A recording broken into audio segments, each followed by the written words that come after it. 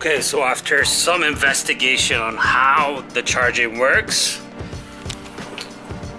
so we have this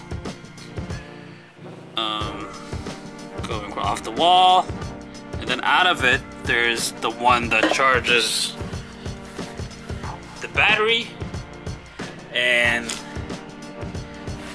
there's a USB-C that works with that you add to it an extension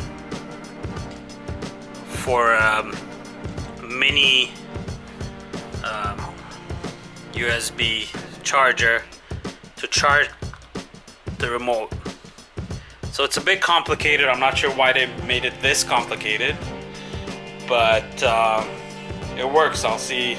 Now I have a battery charging and the remote charging. Now supposedly there is a hub that can charge all your batteries, which I will figure out how it works.